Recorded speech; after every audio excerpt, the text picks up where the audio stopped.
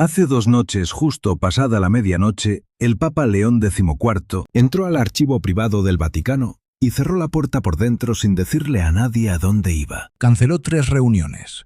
Cuando el jefe de su seguridad forzó la cerradura 4 horas más tarde, encontraron al Papa sentado en el suelo rodeado de carpetas con las manos temblorosas y un mapa de Irak sobre las rodillas. Él levantó la mirada, dijo una sola frase: «Mañana mismo me voy a Mosul». La habitación quedó en silencio con 2 cardenales inmóviles en el umbral. Lo que había dentro de esa carpeta llevaba décadas sepultado. Y una vez que el Papa León XIV la abrió, ya no había vuelta atrás.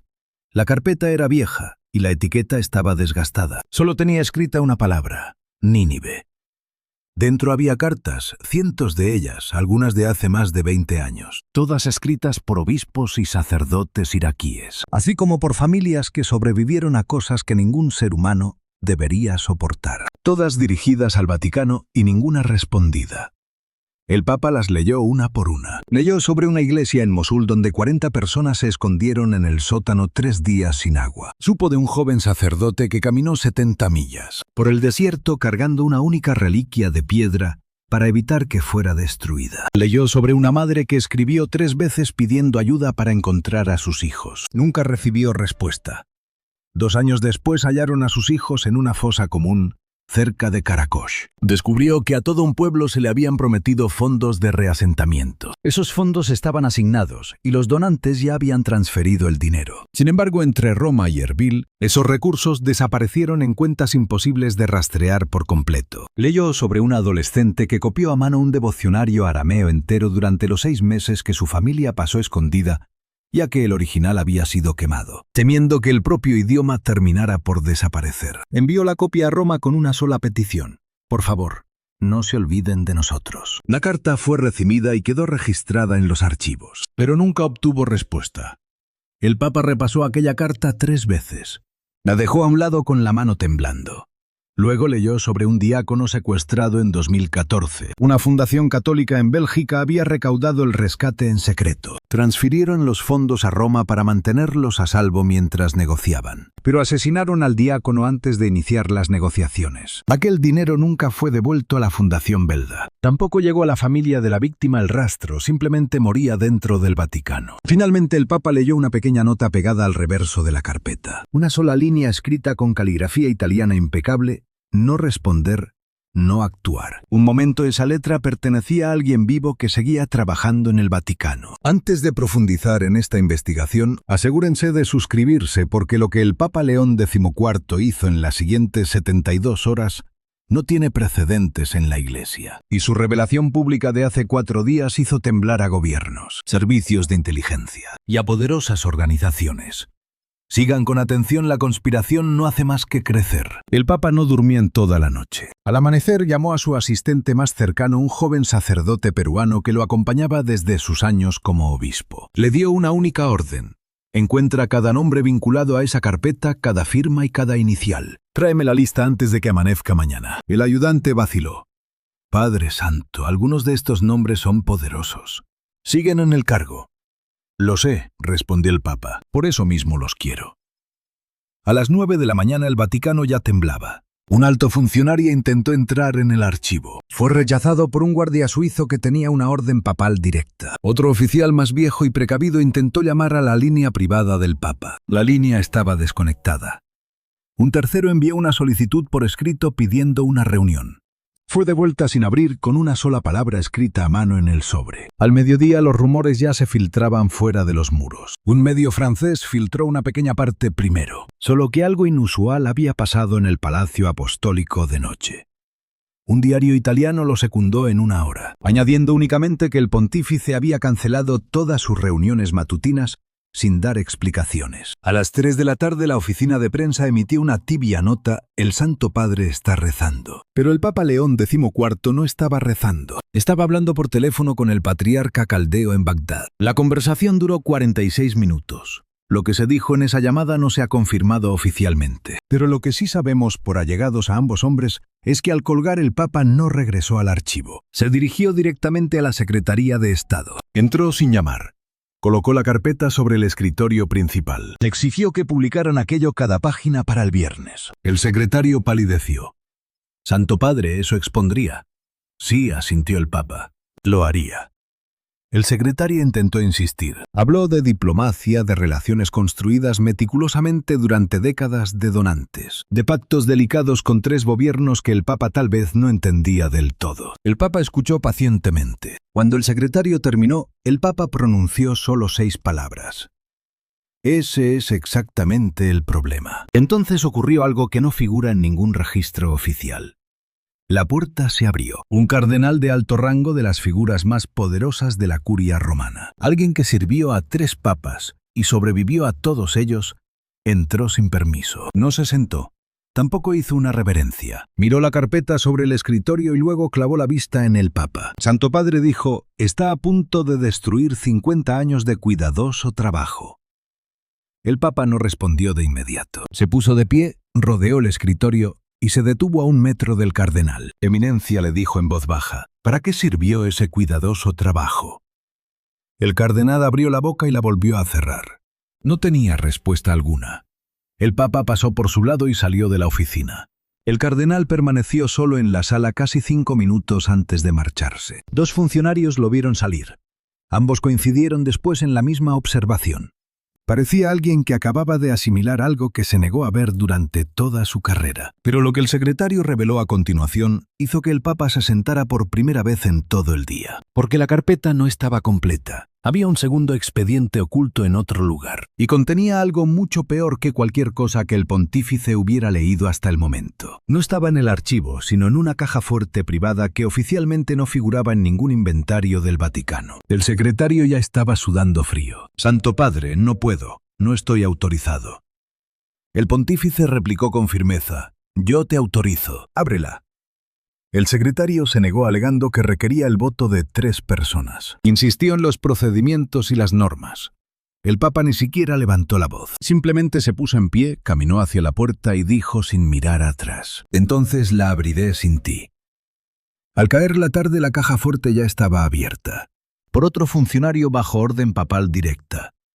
Lo que hallaron dentro lo cambiaría todo. Aquella segunda carpeta no contenía cartas de los cristianos iraquíes. Contenía las respuestas que el Vaticano redactó durante años, misivas que jamás llegaron a enviarse. Algunas de ellas ofrecían una intervención directa. Otras prometían millones en fondos para la reconstrucción, señalando a donantes muy específicos. Familias inmensamente ricas, fundaciones e incluso a un gobierno que había prometido sumas astronómicas para reconstruir iglesias en las llanuras de Nínive. Pero ninguna de esas respuestas llegó jamás a Irak. Alguien las detuvo todas una a una durante casi 30 años. El pontífice leyó los nombres de los benefactores. Uno era una gran fundación europea que decía públicamente apoyar a los cristianos perseguidos. Otro, una adinerada familia estadounidense cuyos apellidos figuran en hospitales y universidades de todo su país. El tercero, y este fue el que lo paralizó, era un gobierno aliado de la OTAN. Un gobierno que llevaba 2 décadas proclamándose públicamente su protector. Un gran amigo de los cristianos iraquíes pronunciando solemnes discursos ante las Naciones Unidas sobre este mismo asunto. El Papa León XIV se levantó y caminó hacia el ventanal del Palacio Apostólico. Contempló las luces de Roma en la noche y murmuró con amargura para sí mismo. Hemos estado mintiendo durante 30 años. Aquí es donde la investigación se torna crucial. El Papa no solo decidió revelar el contenido de las carpetas, sino que se dispuso a intentar algo inaudito para cualquier pontífice de la era moderna. A la mañana siguiente, el Vaticano ya había activado el modo de supervivencia. Una filtración muy detallada, para ser casual, llegó a 3 agencias de noticias durante la noche. Datos suficientes para generar una presión asfixiante, pero imposibles de controlar por la curia. La oficina de prensa vaticana preparaba desmentidos, pero el Papa les ordenó detenerse de inmediato. Se acabaron los desmentidos, sentenció. La verdad no es negociable. Ya no más. Convocó a sus cardenales de confianza en la sala Bolonia. 12 hombres escogidos, seleccionados minuciosamente y mucho más jóvenes de lo que dictaba la vieja costumbre eclesiástica. Se mantuvo en pie frente a la imponente mesa de mármol y desplegó 3 documentos clave. El primero era el borrador de un comunicado sobre la correspondencia oculta y su inminente publicación oficial. El segundo, un decreto sin precedentes para establecer una misión vaticana permanente en las llanuras de Nínive, un hito de autoridad directa sin intermediarios en la historia moderna. El tercero era su propio manifiesto de vuelo rumbo a Erbil. Salida en 48 horas. Los cardenales protestaron: esto es peligroso. No puede viajar allí sin meses de rigurosa planificación previa. Los servicios de inteligencia aún no han asegurado esa ruta. Esto se interpretará como un acto meramente político y no pastoral. Dividirá a la Iglesia. El Papa escuchó cada una de las objeciones con total calma. Permitió que todos terminaran de hablar y luego ordenó fríamente: sentaos. Ellos obedecieron. Su posterior intervención no duraría ni 2 minutos. Durante 30 años esta iglesia escribió cartas a familias iraquíes. Cartas que terminaban archivadas en un cajón mientras esas familias respondían año tras año. Esas respuestas también se archivaron. 30 años recaudando fondos destinados a ellos. Un dinero que jamás enviaron, limitándose a emitir vacíos comunicados de solidaridad. Las palabras llegaban, pero la ayuda no. El pontífice no sería el cuarto en cruzarse de brazos. Hizo una pausa. El Papa aclaró que no pedía permiso, simplemente les comunicaba una decisión ya tomada. Un anciano cardenal respetado y cauteloso se puso en pie. ¿Y los nombres? Santo Padre. ¿Los donantes? ¿Los funcionarios dentro de nuestros propios muros? El Papa lo miró fijamente. Se publicarán el viernes por la mañana con fechas firmas y el rastro de cada decisión. El rostro del cardenal palideció por completo. Ambos sabían perfectamente que algunos de esos nombres no sobrevivirían a la luz pública. Reputaciones enteras destruidas. Carreras desmoronadas en horas. En varios países, investigaciones penales en cuestión de semanas. En un territorio concreto, los procesamientos ya eran legalmente viables. Las siguientes 12 horas en el Vaticano fueron un caos absoluto. Se formaron bandos de inmediato. Unos pocos apoyaban al pontífice plenamente. Otros intentaban frenar su avance mediante trabas burocráticas. Un grupo reducido, con sigilo, conspiraba para boicotear el viaje mismo. Esa noche 2 escoltas de la seguridad papal fueron reasignados sin su consentimiento. La orden no provenía del Papa. Al enterarse, destituyó a 3 altos cargos en menos de 1 hora. Los sustituyó por perfiles mucho más jóvenes y desconocidos. Hombres que no le debían nada a la vieja guardia vaticana. Fuera de los muros, los gobiernos empezaron a reaccionar. 2 embajadas enviaron notas urgentes a la Santa Sede solicitando aclaraciones sobre los rumores. Un servicio de inteligencia no identificado pero intuido por todos exigió una consulta de emergencia. El Papa se negó. Su asistente transmitió un único mensaje: no pienso negociar mi agenda con nadie. En Irak las cosas ya empezaban a moverse. El patriarca caldeo en Bagdad inició los preparativos. Un grupo reducido voló desde Erbil a Bagdad en un avión sin identificar. Una iglesia a las afueras de Mosul, medio destruida y parcialmente reconstruida estos años, fue despejada en secreto. Aún no había ningún anuncio público. Pero lo que sucedió la segunda noche justo antes de partir superó cualquier previsión de sus asesores. Alguien intentó frenarlo y esta vez no iban a usar meras palabras. Hacia las 11 de la noche un sobre sellado llegó a los aposentos papales. Sin remitente, sin sello, sin dirección de devolución. Simplemente había aparecido sobre una mesa auxiliar de la sala de recepción. En su interior, una sola página con una lista de 8 nombres. 8 funcionarios vaticanos. Cada nombre iba acompañado de una fecha. Fechas vinculadas directamente a resoluciones específicas. Cada decisión implicaba el bloqueo, desvío o la cancelación silenciosa de la ayuda humanitaria. La lista era real. Era sumamente detallado. Los códigos internos que solo un infiltrado conocería confirmaban su veracidad. Y quienquiera que lo envió buscaba obligar al Papa a actuar. Pero el mensaje al final de la página no era ningún regalo, sino una clara advertencia. Decía textualmente que si publicaba esos nombres, no regresaría con vida de su viaje a Irak. El Papa leyó la amenaza 2 veces. Dobló la hoja y la colocó con cuidado sobre su escritorio. Le ordenó tranquilamente a su ayudante que lo archivara en el expediente. El ayudante se paralizó. Debía tomarse esa amenaza muy en serio. Tenían que retrasar el viaje aunque fuera solo 1 semana. El pontífice lo miró con lo que un testigo describiría después como una calma casi aterradora. Si cedía ante una amenaza, entonces cualquier otra amenaza en el futuro funcionaría. El viaje seguía adelante y los nombres se publicarían.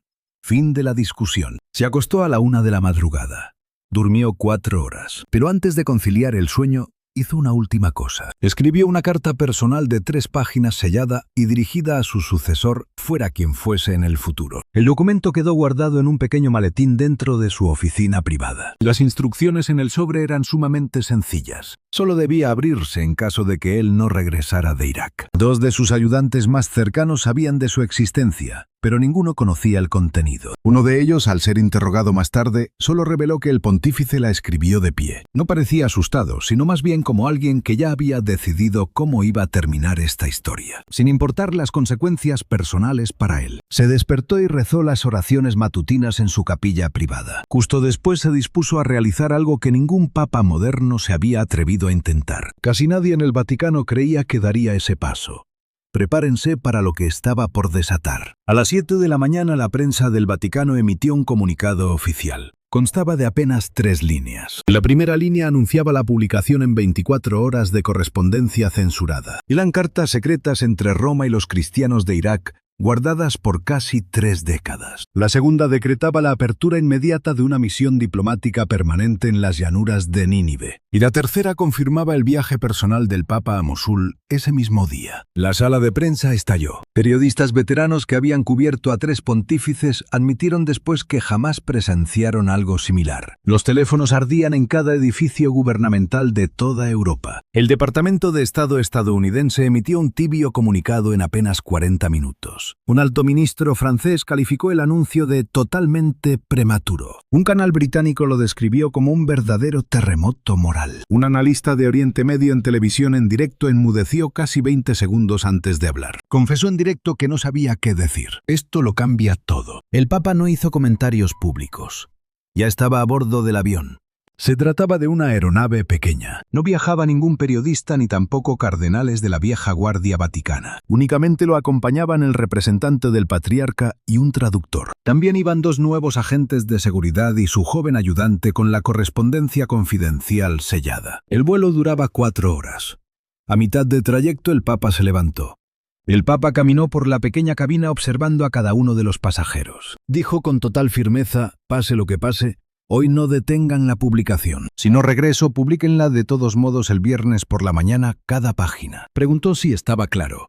Todos asintieron y él volvió a sentarse. No volvió a pronunciar una sola palabra en todo el vuelo. Al aterrizar en Erbil, no hubo alfombras rojas ni ceremonias de estado oficiales. Solo una pequeña caravana de 3 vehículos clérigos locales y un obispo caldeo que lo esperaba al pie de la escalerilla llorando abiertamente. El Papa lo abrazó y le susurró algo que solo el obispo pudo escuchar. 2 días después, el obispo reveló en una entrevista que le había pedido perdón. Nos equivocamos. Vengo a arreglarlo. Aunque llegue con 30 años de retraso, he venido.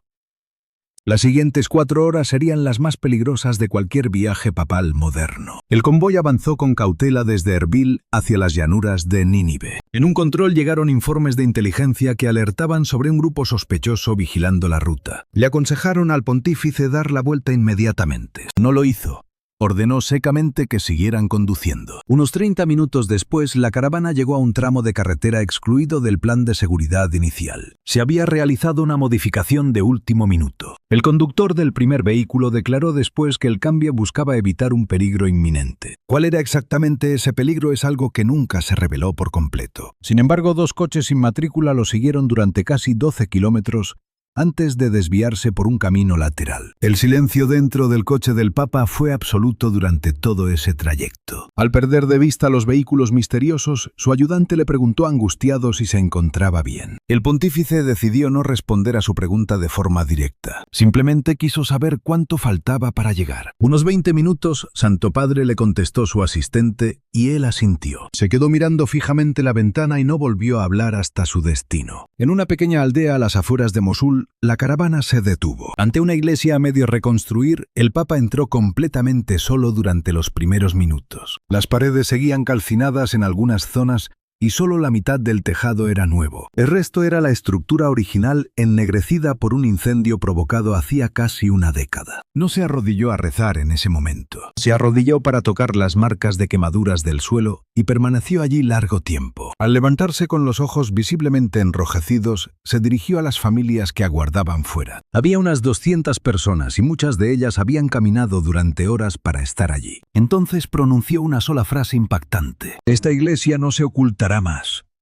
La multitud estalló y las madres lloraron abiertamente. Los ancianos se arrodillaron en el polvo mientras un niño de unos 7 años esquivaba la seguridad para tomar su mano. El Papa sostuvo su mano con fuerza durante casi un minuto entero. No dijo nada, simplemente se limitó a sostener la mano del pequeño. Detrás del niño una mujer intentó hablar, pero se quebró y se detuvo. Al reponerse dijo que su hijo mayor murió en 2017. Dijo que había escrito al Vaticano 7 veces. 7 cartas enteras. Las había contado minuciosamente antes de que el Papa se girase hacia su ayudante. «Consigue su nombre», ordenó en voz baja. «Quiero esas 7 cartas localizadas para mañana mismo». El ayudante lo anotó en el acto. Aquella mujer no pidió absolutamente nada. No exigió justicia ni reclamó una compensación económica. Solo preguntó una cosa: si el nombre de su hijo estaría en su archivo. El Papa tomó ambas manos de la mujer. Le dijo que su nombre ya estaba allí, que ellos eran quienes no lo habían leído. Eso iba a cambiar. Ella asintió despacio con cautela, como si no terminara de creer lo que acababa de escuchar. Luego retrocedió y se perdió entre la multitud. Después se giró hacia el reducido grupo de cámaras a las que se había permitido entrar y declaró: «Durante 30 años vuestras cartas no obtuvieron respuesta. Ahora serán respondidas con hechos, no con promesas ni con meros comunicados. Con acciones reales que puedan ver, tocar y habitar». Entonces sacó un sobre de su abrigo. Lo alzó para que la multitud pudiera verlo, asegurando que esa era la primera respuesta. Habría muchas más. Acto seguido se lo entregó al obispo local que estaba a su lado. El contenido de aquel sobre no se reveló hasta 6 horas después. Pero cuando se hizo público, el mundo se detuvo. El sobre contenía un decreto papal firmado. El documento anunciaba 3 medidas. Primero, un fondo de 100 millones de euros provenientes de la venta planificada de ciertos activos vaticanos, destinado exclusivamente a la reconstrucción de las comunidades cristianas y minoritarias en las llanuras de Nínive. Desembolso directo sin intermediarios ni filtros políticos. La primera transferencia comenzaría en 2 semanas. Segundo, una misión permanente del Vaticano en las llanuras de Nínive, con plena autoridad diplomática y humanitaria. Se trataba de la primera en su tipo en todo el mundo, dirigida no por un alto funcionario romano, sino por un obispo local de la propia región. Tercero, y esta fue la línea que arruinó carreras en 3 continentes, la publicación inmediata de la correspondencia oculta, con nombres, con fechas y con firmas, incluyendo a cada funcionario vaticano que había bloqueado la ayuda, a cada donante cuyas contribuciones habían sido desviadas en secreto, y cada comunicación gubernamental que había presionado a la Santa Sede para callar. 8 nombres, cada uno vinculado a una fecha, cada fecha unida a una decisión, cada decisión vinculada directa o indirectamente con muertes. Había también una 4ª sección en el decreto. No se había mencionado en ninguno de los anuncios oficiales. El obispo local lo notó solo cuando abrió el sobre por completo 1 hora después. Esa 4ª sección consistía en una sola página. Ordenaba 63 nombres.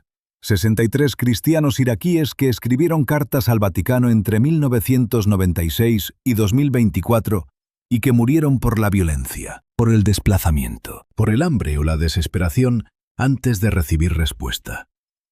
Cada nombre tenía una fecha al lado. El día que la carta llegó a Roma. El día en que la persona falleció. En algunos casos la brecha era de años, en otros de meses. En 2 ocasiones fue de menos de 1 semana. El obispo no leyó los nombres en voz alta, los leyó en absoluto silencio. Le llevó casi 1 hora. Al terminar le dijo una sola frase al sacerdote que estaba sentado a su lado. Se acordará de cada uno de ellos. Y al decir él, el obispo se refería al Papa. El documento estaba firmado abajo por la propia mano del Papa con un título escrito sobre la firma. El título era simple para aquellos que esperaron. Pocas horas después de su publicación comenzaron las consecuencias. 2 altos funcionarios del Vaticano anunciaron su dimisión al atardecer. Un tercero quedó bajo investigación canónica a la mañana siguiente. Una importante fundación europea emitió un comunicado defensivo. Luego anunció una auditoría interna en 24 horas, para después quedar en completo silencio. Una rica familia estadounidense publicó una cautelosa declaración mediante sus abogados, sin confirmar ni desmentir las acusaciones de la publicación. Un gobierno de la OTAN evitó pronunciarse, Pero en menos de 48 horas, su Ministerio de Exteriores canceló discretamente 3 ruedas de prensa programadas, y un diplomático de alto rango fue retirado de su puesto en Roma sin explicaciones. En un país, un comité parlamentario exigió una audiencia de emergencia. En otro, un fiscal público anunció que revisaría personalmente los documentos. En un tercero, un periodista que investigó esos mismos fondos ocultos durante casi una década, y a quien le habían repetido que allí no había nada sospechoso. Recibía llamadas de editores que antes habían rechazado tajantemente su trabajo. Dio una única y breve entrevista diciendo: siempre lo supe, simplemente no podía probarlo. Él lo demostró. Y con ese él se refería al Papa. En Mosul el Papa no se marchó, todavía no. Visitó 2 iglesias más ese mismo día. Se detuvo en una escuela reconstruida por familias yazidíes y se reunió en privado con clérigos suníes y chiíes sin cámaras. No pronunció discursos. Se dedicó a escuchar. En un encuentro, un imán suní le agradeció su presencia y el Papa le respondió: no me lo agradezca. Llegamos 30 años tarde. Ayúdeme a asegurar que nadie tenga que esperar tanto tiempo otra vez. El imán lloró. El traductor confesó más tarde que fue la única vez en toda su carrera que vio a un líder religioso de cualquier bando llorar abiertamente en una reunión privada. En una reunión aparte, un anciano yazidí colocó una pequeña piedra en la mesa entre ambos. Aquella roca provenía de las ruinas de Sinjar. Contó que su hija la llevaba consigo cuando huyeron de la montaña en el año 2014. Su hija no sobrevivió al viaje. La piedra, sí. El Papa la tomó entre sus manos. La sostuvo con ambas manos durante un largo instante. Luego dijo: me llevaré esto conmigo y la cargaré de vuelta a Roma, para que la próxima vez que alguien en nuestra sala diga que estas cosas quedan lejos, yo le entregue esta piedra y le pida sentir su verdadero peso. Entonces guardó la roca en su bolsillo. Sigue allí, según afirman personas allegadas. No se ha desprendido de ella desde ese momento. Cuando el Papa finalmente regresó a Roma hace 3 días, no fue recibido con celebraciones, sino con una clase distinta de silencio. Esa tensión que surge cuando todo ha cambiado, pero nadie se atreve a admitirlo todavía. La prensa italiana describió el ambiente como estupefacto. Un oficial del Vaticano declaró de forma anónima: aún no sabemos en qué tipo de iglesia nos hemos convertido. En su primer discurso público tras el viaje, el Papa habló por menos de 4 minutos. Evitó mencionar el viaje directamente y no enumeró las dimisiones. No volvió a pronunciar ningún nombre. Solo pronunció una frase que los periódicos desde Tokio hasta Buenos Aires replicaron en cuestión de horas. La verdad no es negociable, y tampoco lo es la justicia, incluso cuando llega 30 años tarde. Eso fue hace 4 días. Desde entonces, otros 3 nombres de la lista original han sido confirmados por investigaciones independientes. Un 4º funcionario ha dimitido. Un 5º está bajo investigación penal en su país de origen. El archivo completo, cada página de correspondencia oculta, que se remonta a casi 3 décadas, se está preparando para su publicación por etapas las próximas semanas. Las primeras 150 páginas se publicaron hace 2 días. La gente todavía las está leyendo. En las llanuras de Nínive ya se han colocado las primeras piedras de la nueva misión del Vaticano. El obispo local elegido para liderarla concedió ayer una breve entrevista. Le preguntaron qué mensaje tenía para los 8 funcionarios cuyos nombres habían sido publicados. Reflexionó durante un largo instante. Entonces dijo: los perdono, pero no olvidaré. Y tampoco lo harán las familias que esperaron. En Roma las cosas no han vuelto a la normalidad. Muchos lo consideran la reestructuración del Vaticano más importante en una generación. Algunos dicen que es el momento en que la Iglesia eligió la verdad sobre la comodidad. Otros lo califican en voz baja de peligroso, advirtiendo que el Papa se ha ganado enemigos invisibles. Ambas cosas pueden ser ciertas. Lo que resulta indudable es esto. En las 72 horas entre el momento en que el Papa León XIV abrió esa carpeta en el archivo y el instante en que entregó el sobre a un obispo en una iglesia medio reconstruida cerca de Mosul, algo cambió dentro de la Iglesia Católica y ya no hay marcha atrás. Una puerta cerrada durante 30 años está ahora abierta, y cada carta que fue archivada, cada voz que fue silenciada, cada promesa que nunca se envió forma parte ahora del registro público. Allegados al Papa aseguran que no ha terminado. Dicen que ya ha empezado a leer archivos similares de otras regiones del mundo. Afirman que hay más carpetas en otros rincones del archivo, con otras etiquetas, otras fechas y otros nombres. Según 2 fuentes independientes dentro del Vaticano, al menos otras 4 carpetas regionales ya han sido extraídas del archivo en las últimas 48 horas. Una se refiere a un país de África Occidental, otra a una región del sur de Asia. Una tercera se centra en una comunidad de América Latina. La cuarta, y esta es la que más preocupa en Roma, en voz baja se refiere a sucesos mucho más cercanos. ¿Qué misterios esconde esa cuarta carpeta? Nadie fuera de un círculo muy cerrado está dispuesto a hablar, pero quienes han visto al Papa esta semana lo describen igual. Dicen que duerme menos. Aseguran que lee más. Dicen que ha dejado de delegar. Afirman que cuando camina por los pasillos, los sacerdotes más jóvenes se apartan no por formalidad, sino por algo más cercano al temor reverencial. Un observador del Vaticano que ha cubierto la Santa Sede durante más de 30 años escribió una breve columna ayer por la mañana. El artículo tenía solo un párrafo de longitud y decía esto: un papa puede gobernar, un papa puede enseñar, un papa puede consolar. Pero una vez por generación un papa decide hacer algo diferente. Decide confrontar al poder. Y cuando eso ocurre, la institución nunca vuelve a ser la misma. Algunos dentro del Vaticano se preocupan en silencio. Otros guardan esperanzas. El propio Papa, en un breve comentario a un pequeño grupo de seminaristas ayer por la mañana, solo declaró esto: esto es solo el principio. La Iglesia será honesta a partir de ahora, o simplemente dejará de existir. Si esta historia te ha conmovido, deja una palabra en los comentarios. Solo una, la palabra recordar. Nos ayuda a saber qué historias te importan y cuáles debemos seguir contando. Siga este caso para no perderse el próximo paso del Papa León XIV, pues todo lo revelado hasta ahora podría ser solo el primer expediente en abrirse. Quedan más archivos y el siguiente podría ser aún mayor. Siga atento.